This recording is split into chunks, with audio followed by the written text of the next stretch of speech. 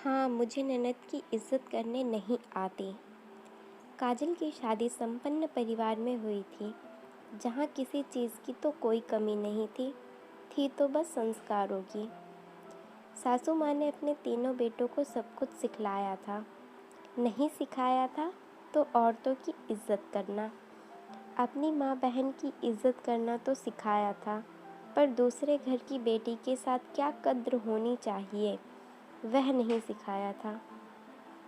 तीनों बेटे अपनी पत्नी को पैर की जूती समझते थे। ढंग से बात कैसे की जाती है, यह पता ही नहीं था। कहीं पर भी बेइज्जती कर देना तो आम बात थी। यह चीज़ मुझे बहुत दुख देती थी। शादी के कुछ दिन बाद मुझे पता चला कि मेरी ननद मेरे सामने वाले फ्लैट में रहती हैं, जिसे मेरी सासू माँ ने इसलिए खरीद कर दिया है ताकि वह हर पल हमारी नज़रों के सामने रहे। कुछ दिनों में यह भी समझ आ चुका था कि वह फ्लैट सिर्फ रहने के लिए और सोने के लिए इस्तेमाल होता है, बाकी तो सब यहीं होता था। रसोई छूने के अगले दिन इनके लिए चाय बनाने गई तो देखा उनके दोनों बच्चे स्कूल के लिए तैयार होकर टिफ़िन के लिए बैठे हैं। सासू माँ ने कहा, बहू जल्दी से इन दोनों को टिफ़िन तैयार कर दो, इनकी मम्मी सो रही हैं। मैंने फटाफट टिफ़िन तैयार किया। फिर तो यह रोज़ का काम था। थोड़ी देर में नंद नंदोई आ गए। इन्हें चाय नाश्ता करवाया। फिर खाना खाने का समय आ गया। फिर रात का खाना बनाया। इसी तरह से प्रतिदिन का काम था। उनके बैठने और खाने से मुझे कोई दिक्कत नहीं थी। बड़ी ननद थी, कोई बात नहीं, पर समस्या यह थी कि वो दिन भर सासू माँ के कान भरती, जिस कारण से सासू माँ कभी भी मुझसे ढंग से बात नहीं करती। हर बात में ताना देती। काम के लिए कभी कामवाली रखने की बात होती थी तो अक्सर यही कहती, 4 लोगों का तो काम है, काम वाली की क्या ज़रूरत है। जहाँ तक मेरी बेटी का सवाल है, उसका तो खाना कभी कभी इसे बनाना पड़ता है। मैं अपने ज़माने में 25 लोगों का खाना बनाती थी। मजाल थी कि मैं कुछ बोल सकूं। आजकल तो लोग बीबी को सर पर बिठा कर रखते हैं, तो बीबी बोलेगी ही। अगर गलती से भी कभी कोई बात विक्रम मान लेते तो तुरंत कहने लगती, जोरू का गुलाम हो गए हैं, और अपने दामाद को समझाते, बेटी को खुश रखा करो, उसके खुश रहने से आपके जीवन में खुशहाली आएगी, आपकी तरक्की होगी। इसी तरह जीवन व्यतीत हो रहा था।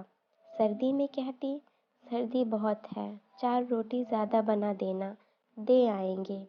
गर्मी में गर्मी बहुत है, गर्मी में काम करने का मन कहाँ करता है, खाना बना देना, आकर खा लेंगे। पति से सम्मान न मिलने के कारण जी तो रही थी, पर घुटन सी हो रही थी।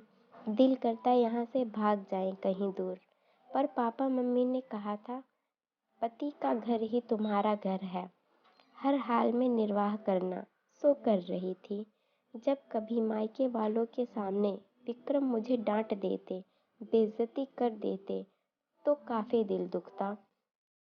मैंने कभी भी अपने पिता, अपने भाई, अपने जीजा जी को इस तरह का व्यवहार करते नहीं देखा था, इसलिए मुझे बहुत अजीब लगता। मेरे घर में तो लोग एक दूसरे की बहुत इज्जत करते थे। करीब शादी के 4 साल बाद मैं माँ बनने वाली थी। मैं खुश नहीं थी, चिड़चिड़ी हो चुकी थी, कुछ अच्छा नहीं लगता। हमेशा अंदर अंदर घुटन के कारण खून की कमी सी हो गई थी। डॉक्टर ने बताया कि इन्हें खुश रखा करो, हीमोग्लोबिन बहुत कम है। 3 महीने बाद डॉक्टर ने मुझे एकदम आराम करने को बता दिया। अब घर का सारा काम सासू माँ पर आ गया। फिर भी ननद नहीं सोचती कि मेरी माँ है तो मैं कुछ मदद कर दूँ। एक दिन जब सासू माँ ने कहा कि मैं काम वाली रख लेती हूँ और तू खाना बना दिया करना, मुझसे नहीं होता अब। इस पर वह गुस्से में बोली, मेरे इतने बुरे दिन नहीं आ गए हैं कि मायके में नौकरानी का काम करूं, भाभी की नौकरानी बनूं। कल से जो भी होगा मैं घर में बनाकर खा लिया करूँगी। तुम अपनी बहू की सेवा करो। और यह कहकर गुस्से में चल दी। सासू माँ को काम करते देख मुझे भी बुरा लगता था, पर मैं कुछ नहीं कर पा रही थी। जब भी कुछ सासू माँ या बहन के लिए मैं बोलती तो कहते, वह बड़ी बहन है, और बड़ी बहन और माँ तो भगवान का रूप होती हैं। उनके लिए कोई शिकायत मुझसे कभी नहीं करना। वह मेरी माँ है, वह कभी गलत नहीं हो सकती। इसके बाद वह एक दिन भी घर नहीं आई। मैंने बच्चे को जन्म दिया, वह अस्पताल भी उसे देखने नहीं आई। बच्ची को लेकर उधर जब मैं घर आ गई, तब भी वह देखने नहीं आई। करीब 40 दिन के बाद बच्चे का नामकरण किया तो सासू माँ ने कहा, वह बड़ी है, जाकर माफ़ी मांगकर उसे मनाकर ले आओ। मैंने कहा, किस बात की माफ़ी मैं मांगूं? मैंने तो कुछ कहा ही नहीं था। इस पर पतिदेव बोले, मम्मी ने तुम्हारे कारण ही तो काम करने के लिए कहा था। अगर तुम अपना ध्यान रखती तो यह सब होता ही नहीं। सारे फसाद की जड़ तो तुम हो। अच्छा चलो, और दीदी को मनाकर घर ले आते हैं। मैंने भी सोचा कुछ बोलने से यहाँ पर फ़ायदा तो है नहीं। चलो चलती हूँ, माफ़ी मांग लेती हूँ। दीदी घर चलिए, जो कुछ हुआ उसे भूल जाइए और हमें माफ़ कर दीजिए। इतना कहते ही वह मुस्कुरा दी। मुझे ऐसा लग रहा था जैसे वह कह रही हूँ, मैं जीत गई। इसके बाद सबको पता था कि अब मैं घर का काम करने के लिए तैयार हो गई हूँ। उनका आना जाना फिर से पहले जैसा शुरू हो गया था। एक दिन जब बेटी की वैक्सीनेशन कराकर घर लौटी तो पता चला कि मेरी बड़ी ननद सासू माँ से कह रही थी, आजकल काजल का व्यवहार बदला बदला सा लगता है। विक्रम के डर से कुछ बोलती नहीं है, पर मुझे ऐसा लगता है।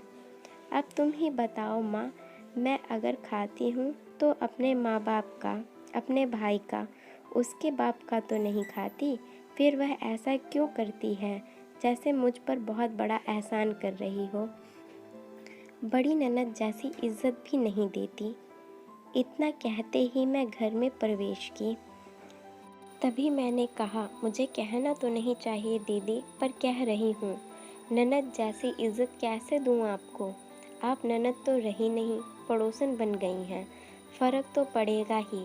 जहाँ तक खाना खाने की बात है, सही कहा आपने, आप अपने भाई बाप का खाती हैं, मेरे बाप का नहीं। पर वह मेरे पति भी हैं और मेरे भी ससुर हैं।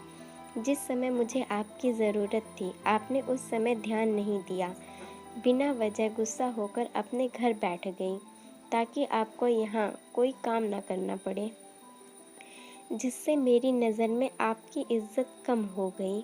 अगर उस समय आप इस घर को थाम लेती तो ऐसा महसूस होता कि हम सबकी बड़ी बहन हमारे पास रहती हैं, जो हमारी हर पल मदद करेंगी, हमारा साथ देंगी।